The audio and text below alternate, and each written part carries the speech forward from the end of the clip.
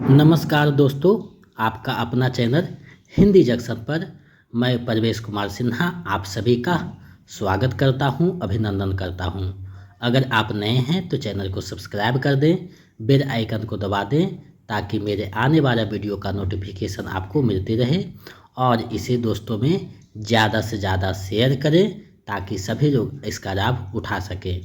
दोस्तों, जैसा कि आप सभी को पता है कि हम लोग बीपीएससी शिक्षक भर्ती 3.0 की तैयारी कर रहे हैं। तो अगर आप बीपीएससी शिक्षक भर्ती 3.0 का तैयारी कर रहे हैं तो उसके लिए ये वीडियो जो है काफ़ी महत्वपूर्ण होने जा रहा है।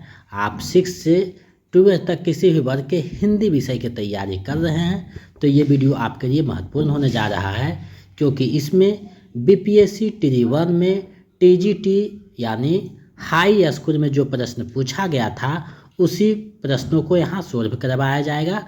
यानी ये जो है प्रीवियस सोल्व पेपर है बीपीएससी टिरी 1.0 टीजीटी का। इस वीडियो में बीपीएससी टिरी 1.0 में जो पूछे गए 80 के प्रश्न थे हिंदी के, उसी का इसमें जो है सोल्व करवाया जाएगा, अभ्यास करवाया जाएगा। तो इस 80 प्रश्न में आपका कितना सही होता है वो हमें कमेंट करके बताइएगा, और साथ ही आप ये भी देखिएगा कि किस प्रकार से प्रश्न पूछे गए थे, स्तर क्या था, कैसे प्रश्नों को घुमाता है, कैसे विकल्पों में उलझाता है। तो इन सारी चीज़ों को इस वीडियो के माध्यम से आप देख सकते हैं, समझ सकते हैं और अपने स्तर की जांच कर सकते हैं। यानी आपकी तैयारी किस लेवल पर है उसकी भी जांच आप करके अनुमान लगा सकते हैं कि आपका स्कोरिंग किस लेवल पे है, यानी आप कितना प्रश्न जो है सही कर पा रहे हैं। तो आप लोग वीडियो के अंत तक बने रहिएगा, क्योंकि इसमें बीपीएससी टिरी 1.0 यानी 9 to 10 जो वर्ग का एग्ज़ाम हुआ था टीजीटी का, उसी का सोल्व पेपर है। तो अगर आप बीपीएससी शिक्षक भर्ती 3.0 के हिंदी विषय की तैयारी कर रहे हैं, चाहे आप 6 to 8 का कर रहे हों या 9 to 10 का या 11 to 12 का, सभी के लिए महत्वपूर्ण है। तो आप वीडियो के अंत तक बने रहिएगा। चलिए बिना देर करते हुए आज के प्रश्नों की तरफ बढ़ते हैं। जैसा कि आप देख पा रहे हैं, बीपीएससी टिरी 1.0 टीजीटी प्रीवियस पेपर, यानी बीपीएससी टिरी 1.0 टीजीटी प्रीवियस पेपर है। ये प्रीवियस प्रश्न है, उसी को मैंने यहाँ संग्रहित किया है और इसके जो आंसर हैं वो विभाग ने जो सही आंसर माना है उसी को मैं यहाँ सही बताऊँगा। कुछ आंसर आपको दुविधा में डालने वाले होंगे, क्योंकि जब आयोग उसको गलत माना है या सही माना है तो उसी के अनुसार हमको चलना है।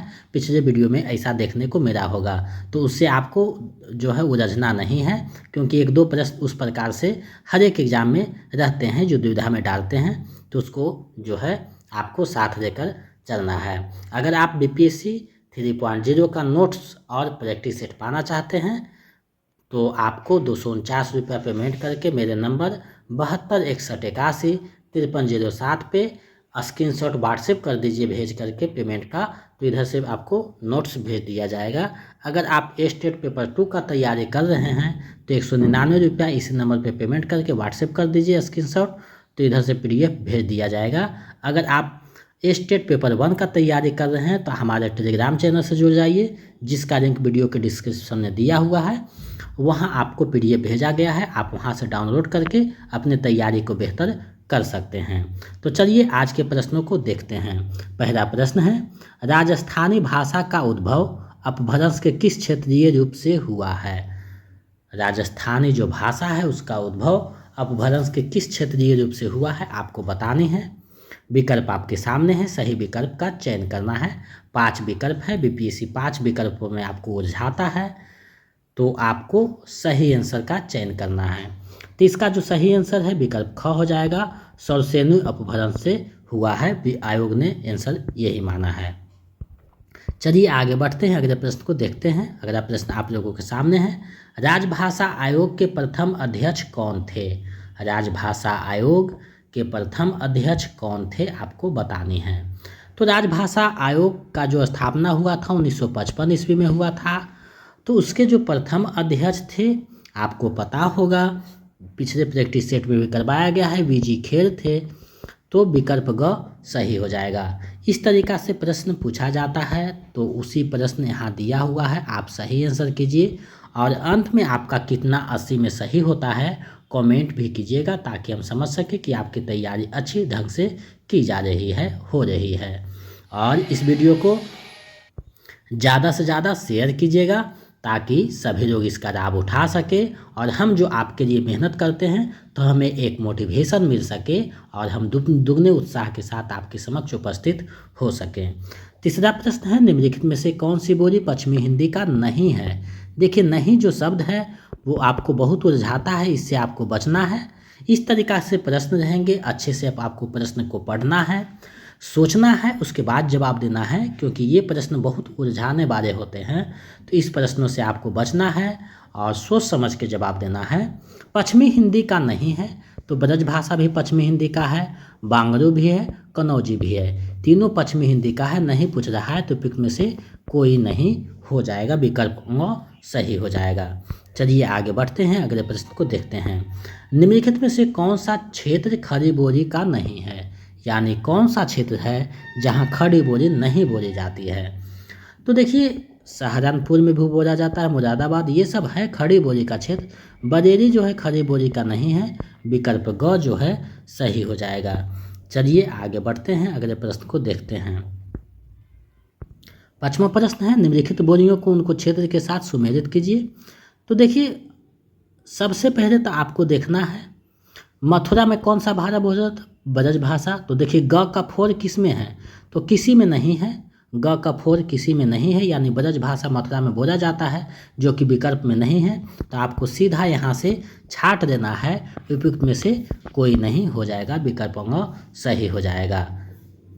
छत्तीसगढ़ी जो है बिलासपुर में बोला जाता है, बुंदेली झांसी में बोला जाता है, अवधी जो है इलाहाबाद में बोला जाता है। इस तरीका से आप विराज कीजिएगा तो आपको मैच समझ में आ जाएगा कि इसमें से कोई नहीं है, उपयुक्त में से कोई नहीं, विकल्प सही है, तो वही सही होगा। तो इस तरीका से प्रश्न आपको उलझाने वाले रहते हैं, जो देखने में आपको लगते हैं कि विकल्प तो सही है, लेकिन फंसाने के लिए जो है इस तरीका के विकल्प बीपीएससी बनाता है। बहुत बार देखा जा चुका है, ट्री 1 में भी था, ट्री 2 में भी था, 2.0 में भी। तो इस तरीका से प्रश्न जो बनाया जाता है उससे आपको बचना है, सोच समझ के आपको जो है जवाब देना है, क्योंकि 1-2 नंबर से मेरिट जिसका नहीं बनता है उसका क्या अफसोस होता है हमें पता है। तो आप लोग 1-1, 2-2 नंबर को बचाते हुए चलिएगा, ताकि आपका मेरिट बन सके। चलिए आगे बढ़ते हैं, अगले प्रश्न को देखते हैं। अगला प्रश्न है, हिंदी भाषा के विकास के लिए विशेष निर्देश भारत के संविधान के किस अनुच्छेद में है, यानी किस अनुच्छेद में विशेष निर्देश दिया गया है हिंदी भाषा के विकास के लिए। तो वैसा जो है अनुच्छेद 351 में की गई है, विकल्प क जो है सही है। चलिए आगे बढ़ते हैं, अगले प्रश्न को देखते हैं। अगला प्रश्न क्या कहता है, अब तक की जानकारी के अनुसार हिंदी भाषा में हिंदी साहित्य के इतिहास लेखन का सबसे पहला प्रयास किस विद्वान का है। हिंदी भाषा में, ये चीज़ पे आपको प्रश्न को अच्छे से समझना है। हिंदी भाषा में, दूसरे भाषा में रहता तो गार सादा तासी हो जाता, लेकिन हिंदी भाषा में हिंदी साहित्य, तो इसका शिव सिंह सेंगर हो जाएगा। इन्होंने रचना किया था शिव सिंह सरोज का, तो विकल्प ख सही हो जाएगा। चलिए आगे बढ़ते हैं, अगले प्रश्न को देखते हैं। अगला प्रश्न है, चित्तवृत्तियों की परंपरा को परखते हुए साहित्य परंपरा के साथ सामंजस्य दिखाना ही साहित्य का इतिहास कहलाता है। यह विचार किस विद्वान का है। ये जो विचार है वो किस विद्वान का है, आपको बताना है कि इन्होंने जो विचार दिया है कौन से दिया है, किसने दिया है। तो ये जो विचार है रामचंद्र शुक्ल का दिया हुआ है, विकल्प क सही हो जाएगा। चलिए आगे बढ़ते हैं, अगले प्रश्न को देखते हैं। मिश्र बंधु द्वारा लिखित हिंदी नवरत्न में इनमें से किस कवि को स्थान नहीं मिला है, यानी जो हिंदी नवरत्न जिसका प्रकाशन 1910 ईस्वी में मिश्र बंधुओं द्वारा किया गया था, तो उसमें जो 9 कवि थे उसमें किस कवि को स्थान नहीं मिला है, ये बातें आपको पूछी गई है। अगर हिंदी नवरत्न से संबंधित महत्वपूर्ण जानकारी आपको चाहिए तो हमारे चैनल पे वीडियो जो है बनाया हुआ है हिंदी नवरत्न के नाम से, आप वहाँ से देख करके अपनी तैयारी को बेहतर कर सकते हैं। तो ये जो है वो मलिक मोहम्मद जायसी का जिक्र नहीं किया गया है, विकल्प ग हो जाएगा, क्योंकि तुलसीदास, सूरदास, कबीर आदि का चर्चा किया गया है। चलिए आगे बढ़ते हैं और प्रश्न जो है उसको देखते हैं। अगला प्रश्न है, पंडित विश्वनाथ प्रसाद मिश्र ने उत्तर मध्यकाल को किस नाम से अभिहित किया है? अभिहित मतलब पुकारा है, कहा है। तो पंडित विश्वनाथ प्रसाद मिश्र जो है उत्तर मध्यकाल को कौन सा नाम देते हैं? तो श्रृंगार काल कहते हैं। विकल्प क जो है सही हो जाएगा। रीतिकाल को रीतिकाल रामचंद्र शुक्ल कहते हैं और रामशंकर शुक्ल रसाल ने कदाकार कहा है। विकल्प ग। तो इसका जो सही आंसर है विकल्प क हो जाएगा। श्रृंगारकार कहा गया है। चलिए आगे बढ़ते हैं, अगले प्रश्न को देखते हैं। भारतीय पत्रकारिता का पितामह किसे कहा जाता है? भारतीय पत्रकारिता का पितामह किसे कहा जाता है? तो जेम्स हिक्की को भारतीय पत्रकारिता का पितामह कहा जाता है। विकल्प क जो है सही हो जाएगा। चलिए आगे बढ़ते हैं। 12वां प्रश्न है आप लोगों के सामने। तात्पर्य यह है कि छायावाद जिस आकांक्षा का परिणाम था उसका लक्ष्य केवल अभिव्यंजना की रोचक प्रणाली का विकास था। छायावाद के संबंध में यह विचार किस विद्वान का है? छायावाद के संबंध में ये जो विचार है किसका है आपको बतानी है। तो ये जो विचार है रामचंद्र शुक्ल का विचार है। विकल्प ग जो है सही हो जाएगा। चलिए आगे बढ़ते हैं, अगले प्रश्न को देखते हैं। इनमें से किस जैन कवि को अपभ्रंश का वाल्मीकि कहा जाता है? बहुत ही महत्वपूर्ण प्रश्न है। इनमें से किस जैन कवि को अपभ्रंश का वाल्मीकि कहा जाता है आपको बताना है। तो अपभ्रंश का वाल्मीकि स्वयंभू को कहा जाता है। विकल्प ख है सही हो जाएगा।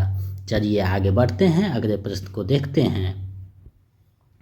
निम्नलिखित दार्शनिक मतों को उनके प्रवर्तक आचार्यों के साथ सुमेलित कीजिए तथा नीचे दिए गए कूट से सही कूट का चयन कीजिए। यानी कौन सा सही है उसका आपको मिलान करना है।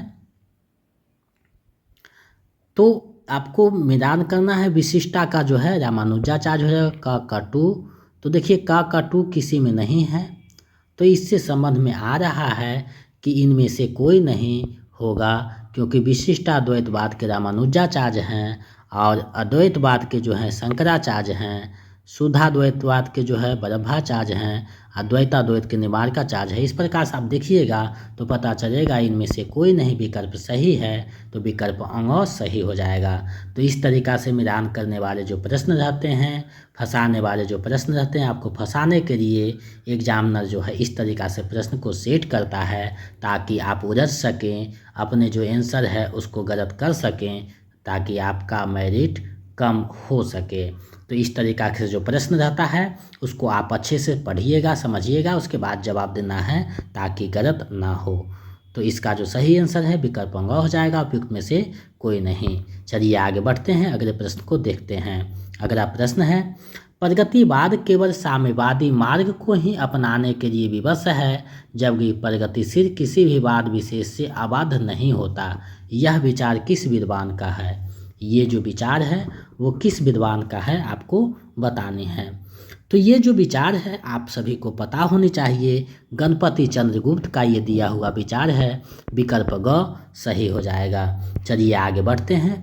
आप लोग वीडियो को ज़्यादा से ज़्यादा शेयर करें ताकि हमें जो है एक उत्साह मिल सके और हम दुगने उत्साह के साथ आप लोगों के समक्ष उपस्थित हो सकें, क्योंकि हमें समय बहुत कम मिलता है और आपका जब प्रोत्साहन मिलता है तो हम जो है समय को मैनेजमेंट करते हुए आपके समक्ष चीज़ों को प्रस्तुत करते हैं। परपद्यवाद के अंतर्गत इनमें से किस रचनाकार का नाम सम्मिलित नहीं है? यानी परपद्यवाद यानी नकेनवाद, जिसे नकेनवाद कहा जाता है, 1956 में नकेनवाद का स्थापना हुआ था। तो उसमें कौन से कवि हैं जो शामिल नहीं हैं, यानी नकेनवाद में कौन से कवि नहीं आते हैं? तो देखिए नरेंद्र बिरोचन शर्मा भी आते हैं, केसरी कुमार भी आते हैं, लेकिन नंद किशोर आचार्य नहीं आते हैं। तो विकल्प ख सही हो जाएगा, क्योंकि नहीं पूछा गया है। इसके जगह पे एक नरेश आते हैं। तो नकेनवाद तीनों के फर्स्ट नाम को लेकर के नकेनवाद नाम दिया गया, जिसे परपद्यवाद भी कहा जाता है। तो इस तरीक़ा से भी प्रश्न पूछा जा सकता है कि परपद्यवाद को और किस नाम से जाना जाता है या नकेनवाद को और किस नाम से जाना जाता है।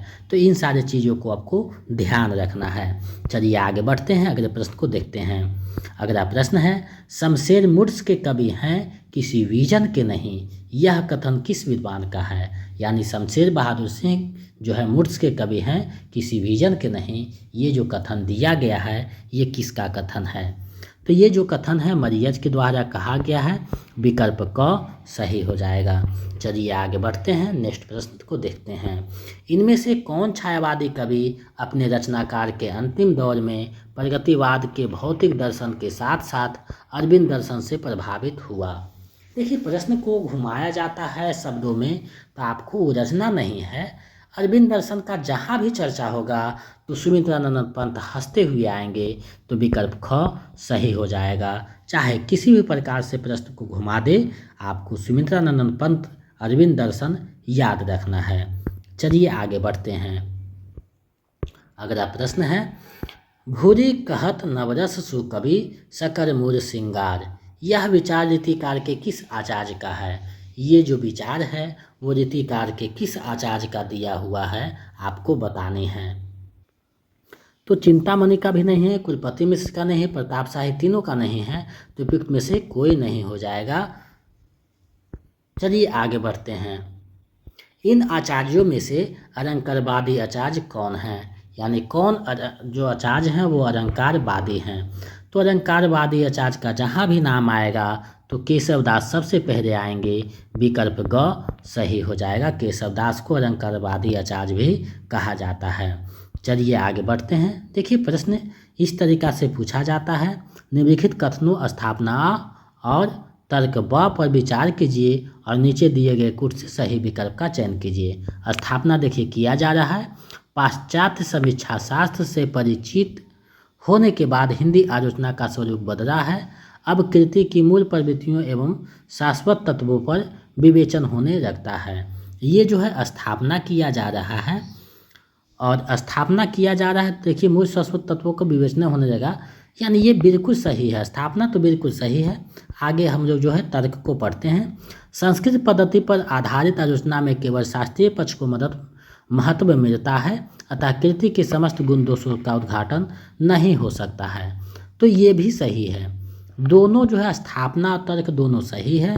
अब विकल्प पे विचार करते हैं तो अ और ब, यहाँ ब होना चाहिए, टू है, दोनों सही है, विकल्प क सही हो जाएगा। चलिए आगे बढ़ते हैं, अगले प्रश्न को देखते हैं।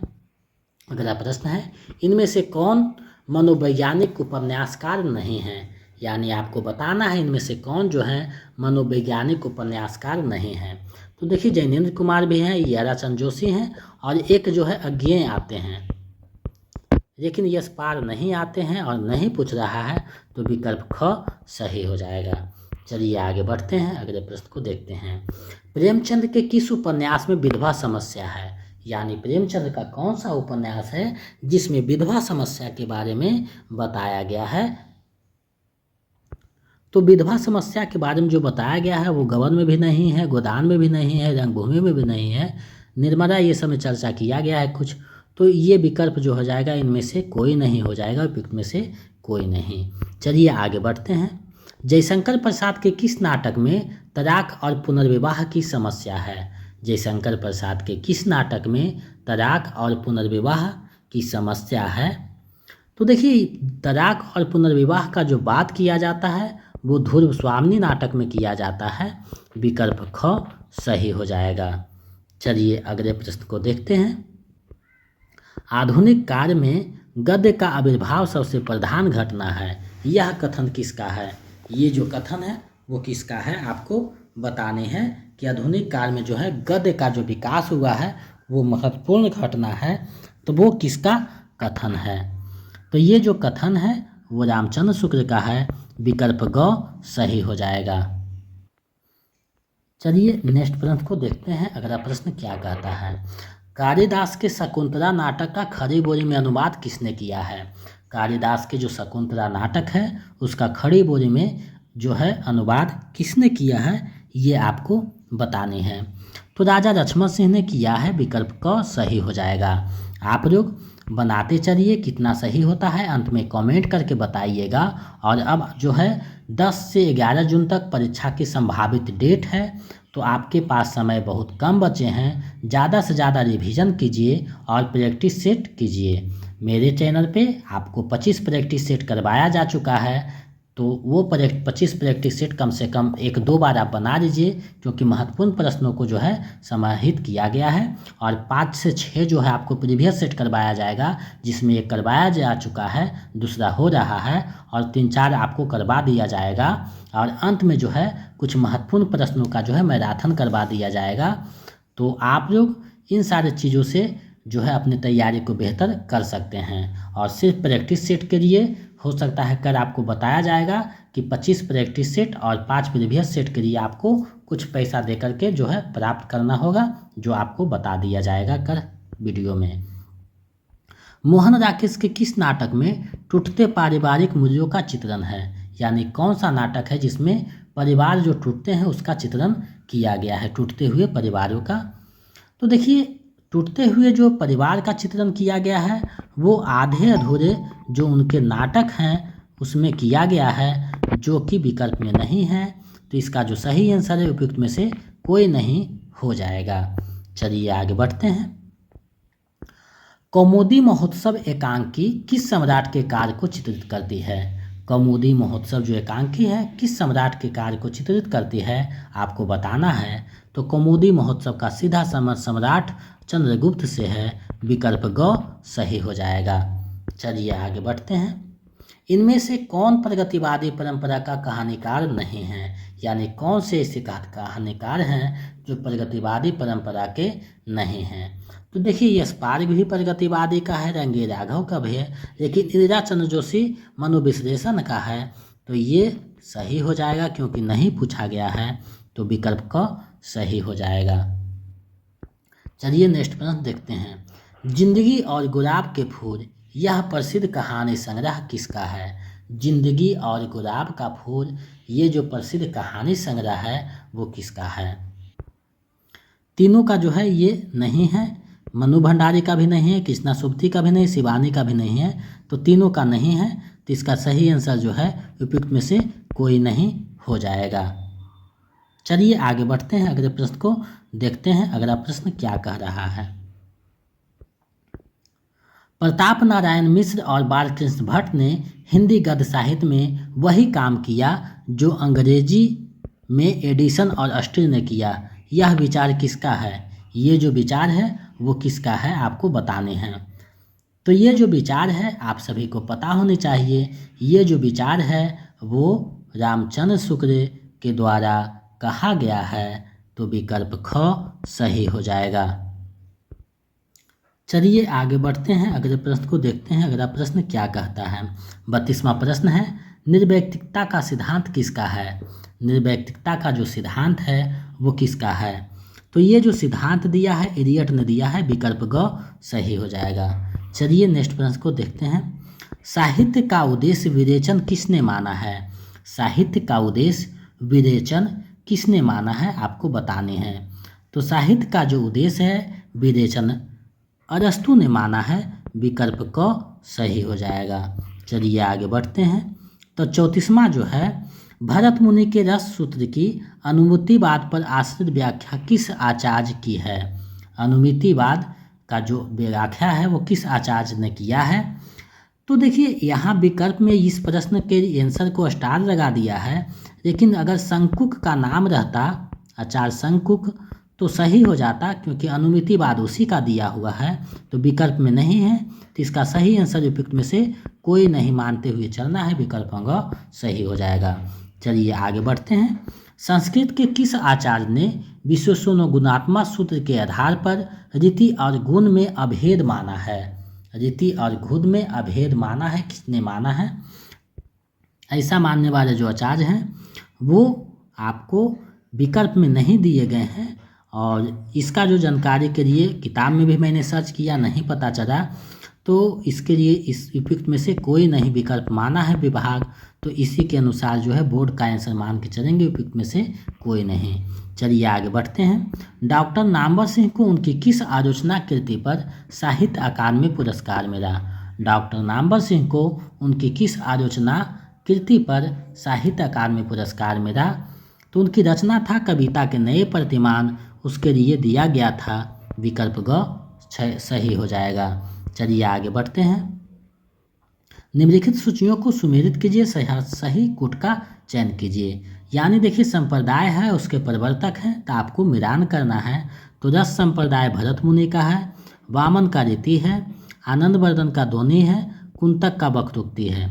अब देखिए क का 4, ख का जो है 1 है, तो इसका आप मिलान करिएगा तो आपका जो है ख सही हो जाएगा, विकल्प ख सही है। चलिए आगे बढ़ते हैं।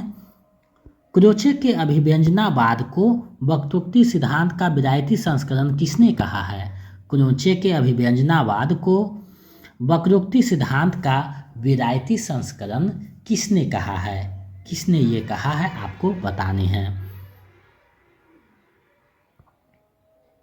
तो इसका जो कहने वाले उपयुक्त में से कोई नहीं हो जाएंगे। आगे जो है मेरा नोट्स में इसको बताया गया है, आप पढ़िएगा तो वहाँ समझ में आ जाएगा। चलिए आगे बढ़ते हैं, अगले प्रश्न को देखते हैं। स्त्री विमर्श पर आधारित तब्दील निगाहें किस लेखिका की कृति है? स्त्री विमर्श पर आधारित तब्दील निगाहें किस लेखिका की कृति है? तो ये जो कृति है वो मैत्रेयी पुष्पा का है, विकल्प ख सही हो जाएगा। ये मैत्रेयी पुष्पा की रचना है। चलिए नेक्स्ट प्रश्न को देखते हैं। अगला प्रश्न, दलित साहित्य का सौंदर्य शास्त्र नामक कृति के लेखक हैं। दलित साहित्य का सौंदर्य शास्त्र कृति के लेखक कौन हैं? तो ओम प्रकाश वाल्मीकि जी हैं, विकल्प ख सही हो जाएगा।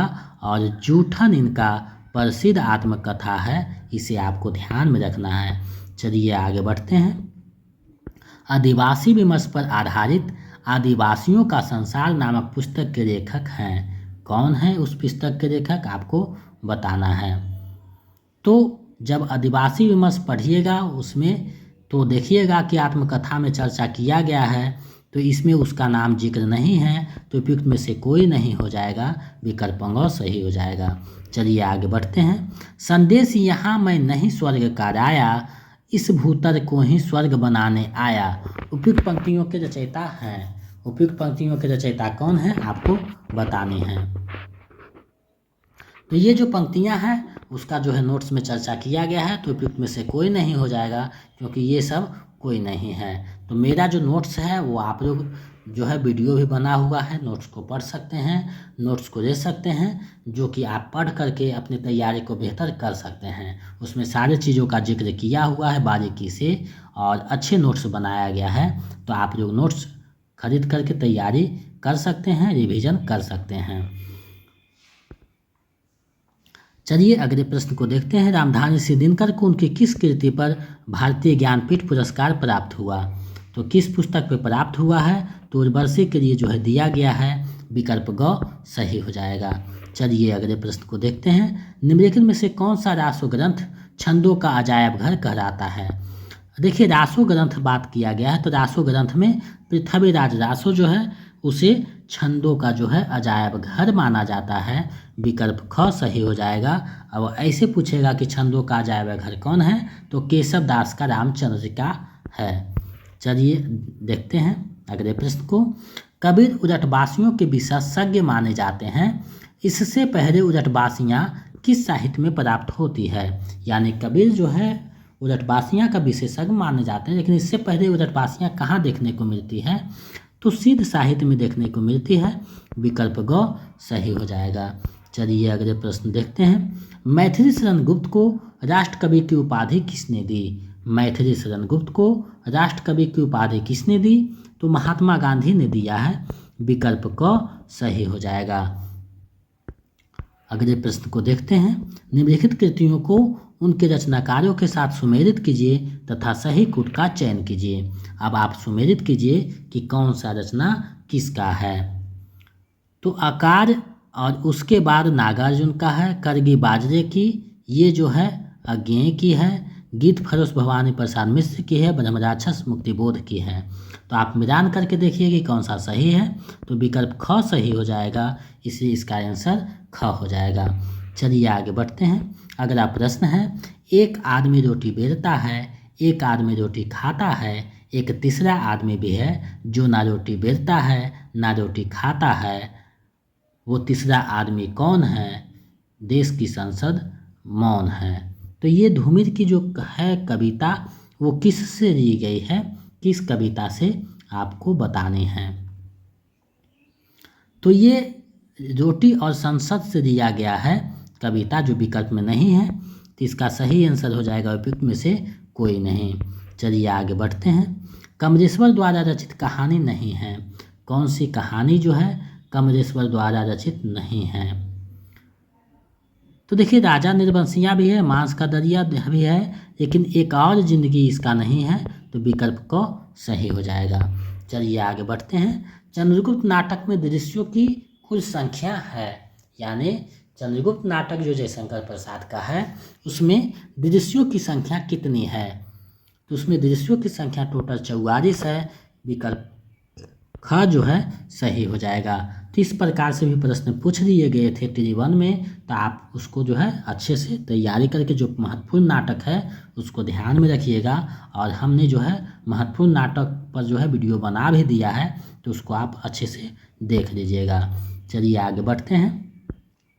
देखिए प्रश्न का जो है स्तर है बहुत हाई था, 2.0 में थोड़ा सा कम था, लेकिन विकल्प ज़्यादा फंसाया था। तो इस बार मिड में रहने वाली है प्रश्न का स्तर। तो आप अच्छे से तैयारी कीजिएगा और जो है प्रश्न को अच्छे से पढ़ते हुए जवाब देना है, क्योंकि एक एक नंबर आपके लिए महत्वपूर्ण होने जा रहा है। शेखर एक जीवनी उपन्यास के नायक के चरित्र की प्रमुख विशेषता है। प्रमुख विशेषता क्या है आपको बतानी है। तो देखिए विनम्रता भी नहीं उसमें है, भावुकता भी नहीं, उदारता भी नहीं, तीनों विकल्प सही नहीं है। मुख्य विशेषता पूछ रहा है, वो मनोविश्लेषणवादी है, मनोविश्लेषण करता है, मानसिक मनोविश्लेषण करता है। तो इसका सही आंसर उपयुक्त में से कोई नहीं हो जाएगा, क्योंकि शेखर जो है अपने आप में जो है मनोविश्लेषण करता है, इसलिए जो है इसका सही नहीं हो जाएगा, उपयुक्त में से कोई नहीं। चलिए आगे बढ़ते हैं। महामाया हजारी प्रसाद द्विवेदी के किस उपन्यास की पात्र है। महामाया हजारी प्रसाद द्विवेदी के किस उपन्यास की पात्र है। तो बाण भट्ट की आत्मकथा जो उपन्यास है उसके पात्र है। विकल्प ग सही हो जाएगा। जल्दी जल्दी हम लोग आगे बढ़ेंगे, क्योंकि समय हम लोग के पास कम है और डिटेल में जाएंगे तो लगभग 2-3 घंटा लग जाएगा। तो हम लोग जो है नोट्स में सारी चीज़ों को जो है बता दिया है। तो यहाँ पे आपको जो है सिर्फ सोल्व करवाया जाएगा, आपका जो है क्वेश्चन को कौन सा आंसर सही माना है, कैसे माना है, ये आप देख लीजिएगा। और जो है प्रैक्टिस आप लोग रेगुलर 1 से 2 करते रहिएगा। गैंग्रीन कहानी के लेखक कौन है। गैंग्रीन जो कहानी है उसके रचनाकार कौन है। तो गैंग्रीन कहानी के रचनाकार अज्ञेय जी हैं, जो कि विकल्प में नहीं है। तो उपयुक्त में से कोई नहीं हो जाएगा। तो आप देख सकते हैं कि उपयुक्त में से कोई नहीं विकल्प कि कितने आंसर बनाए गए हैं। अगर 1-2 रहता तो चल जाता, लेकिन आप देख पा रहे हैं बहुत सारे प्रश्न के आंसर उपयुक्त में से कोई नहीं है। तो इस तरीक़ा से जो है आपको उलझाता है बोर्ड, तो अब इससे आपको बचना है। बहुत कम कहानी लिखकर भी सर्वाधिक लोकप्रियता प्राप्त कहानीकार इनमें से कौन है। तो देखिए चंद्रधर शर्मा गुलेरी बहुत कम कहानी लिखते हैं और इसमें जो है बहुत ज़्यादा प्रसिद्धि मिलती है। विकल्प ख सही हो जाएगा। चलिए आगे बढ़ते हैं। प्रजातंत्र और लोकतंत्र के नाम पर हमारे चारों ओर फलने फूलने वाली राजनीतिक संस्कृति के प्रतिनिधि पात्र बैर जी किस उपन्यास की सृष्टि हैं, यानी किस उपन्यास के पात्र हैं, किसके उपन्यास में ये पात्र आए हैं बैर जी, आपको बताना है। तो देखिए बैर जी का जो चर्चा है हम खोजने की प्रयास किया, लेकिन उपयुक्त में से कोई नहीं होना चाहिए। अब विभाग ने भी यही माना है, तो विकल्प होगा सही हो जाएगा। चलिए आगे बढ़ते हैं। अमृत नागर का कौन सा उपन्यास महाकवि सूरदास पर आधारित है। तो खंजन नयन है। विकल्प जो ख है सही हो जाएगा। चलिए आगे बढ़ते हैं। अगला प्रश्न है, जिसे संसार दुख कहता है वही कवि के लिए सुख है। धन और ऐश्वर्य, रूप और बर, विद्या और बुद्धि, ये विभूतियाँ संसार को कितना भी मोहित कर दे, कवि के लिए यहाँ जरा भी आकर्षण नहीं है। यह कथन गोदान के किस पात्र का है। ये जो कथन है गोदान के किस पात्र का है आपको बताना है। तो ये जो कथन है डॉक्टर मेहता का है। विकल्प क सही हो जाएगा। चलिए आगे बढ़ते हैं। देवसेना जयशंकर प्रसाद के किस नाटक की पात्र है? देवसेना जयशंकर प्रसाद के किस नाटक की पात्र है? तो स्कंद गुप्त नाटक के पात्र है। विकल्प ग सही हो जाएगा। चलिए आगे बढ़ते हैं। रघु मानव की महत्ता को किसने प्रतिपादित किया है? रघु मानव की जो महत्ता है उसको किसने प्रतिपादित किया है? तो विजय देव नारायण शाही ने किया है। विकल्प ख सही हो जाएगा। चलिए आगे बढ़ते हैं, अगले प्रश्न को देखते हैं। इनमें से किस लेखक के निबंध रजत निबंध विधान के प्रस्थान बिंदु थे? यानी रजत निबंध के जो है शुरुआत किससे माना जाता है? तो हजारी प्रसाद द्विवेदी से माना जाता है। विकल्प ख सही हो जाएगा। चलिए आगे बढ़ते हैं। अब देखिए निर्देश में जो है प्रश्न संख्या 61 से 65 तक इस खंड में नीचे दिए गए गद्यांश से संबंधित प्रश्न दिए गए हैं। सही विकल्प चुनकर उत्तर पत्रक में अंकित कीजिए। अब देखिए इस गद्यांश को आपको पढ़ना है, तो हम जो पढ़ते हैं। राष्ट्रीयता के विकास के लिए भाषा एक महत्वपूर्ण तत्व है। भाषा ही एक ऐसा साधन है जिसके द्वारा मनुष्य और मानव समुदाय अपने भावों को एक दूसरे के सामने प्रकट करते हैं। जिस प्रकार पहाड़, नदी तथा समुद्र मनुष्य के आपस में मिलने जुलने में रुकावट पैदा करते हैं, वैसे ही भाषा की विभिन्नता मनुष्यों में पारस्परिक संबंध स्थापित करने में बाधक होती है। मनुष्य के विभिन्न समुदाय के अपने अपने आदर्श, विचार और अपनी अपनी भावनाएं होती है, जिनकी अभिव्यक्ति भाषा द्वारा होती है। संगीत और साहित्य की अभिव्यक्ति का साधन ही भाषा है। भाषा एक ऐसा साधन है जिससे मनुष्य एक दूसरे के समीप आ जाते हैं, उसमें घनिष्ठता स्थापित हो जाती है। यही कारण है कि एक भाषा बोलने वाले लोग परस्पर सहानुभूति रखते हैं। राष्ट्रीयता की भावना के लिए भाषा तत्व परम आवश्यक है। अब जो है इस गद्यांश से संबंधित प्रश्न है उसको हम लोग देखते हैं। उपयुक्त गद्यांश का सर्वाधिक उपयुक्त शीर्षक क्या होगा? तो इसका जो उपयुक्त शीर्षक हो भाषा का महत्व होगा। विकल्प ख सही है। चलिए आगे बढ़ते हैं। अभिव्यक्ति शब्द का अर्थ है। अभिव्यक्ति शब्द का क्या अर्थ है?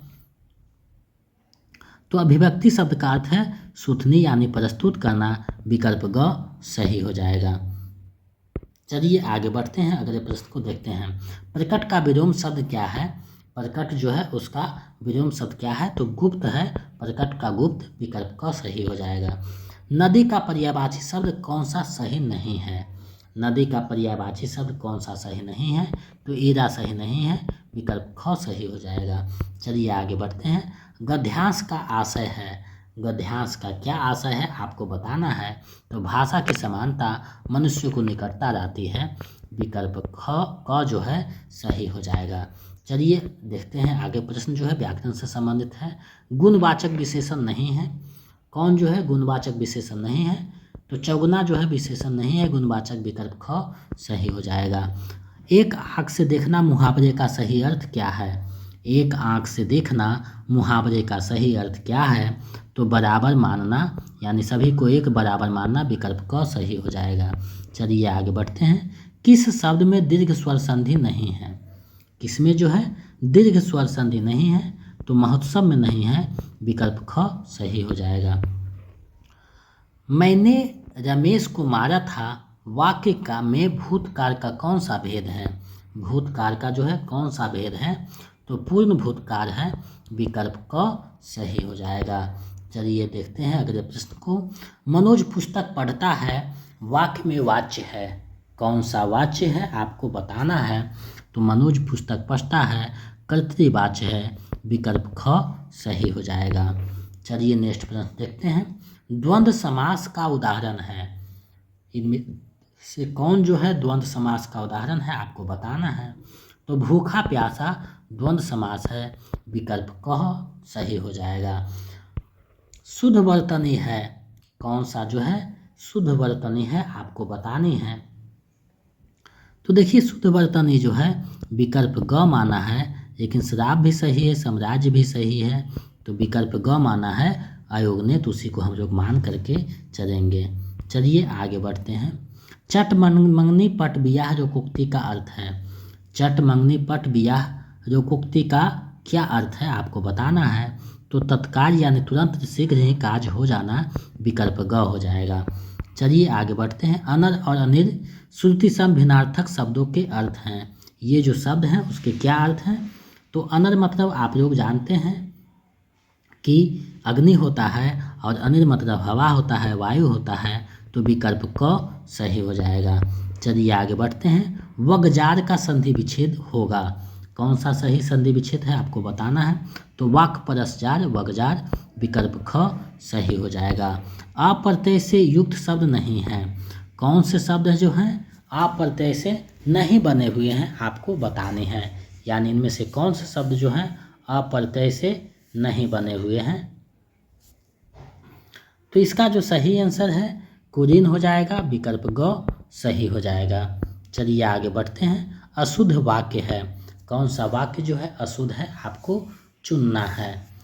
तो देखिए, मैं प्रातःकाल के समय घूमने जाता हूँ, ये जो है अशुद्ध वाक्य है, विकल्प ख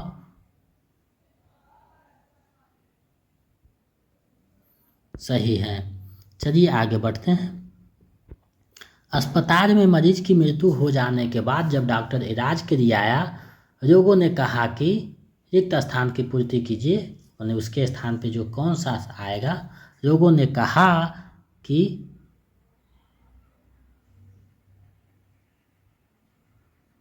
का वर्षा जब कृषि सुखाने, ये जो विकल्प का जो है सही हो जाएगा, यानी अब आने से क्या पैदा, क्योंकि मृत्यु हो गई है। चलिए आगे बढ़ते हैं। दीर्घ समास का प्रयोग किस वाक्य में हुआ है। दीर्घ समास का प्रयोग किस वाक्य में हुआ है आपको बतानी है।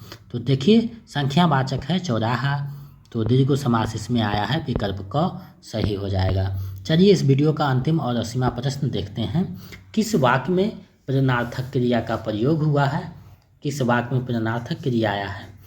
तो पिता पुत्र से पत्र लिखवाता है, प्रेरणा देता है, विकल्प ख सही हो जाएगा। तो ये आज के महत्वपूर्ण प्रश्न थे।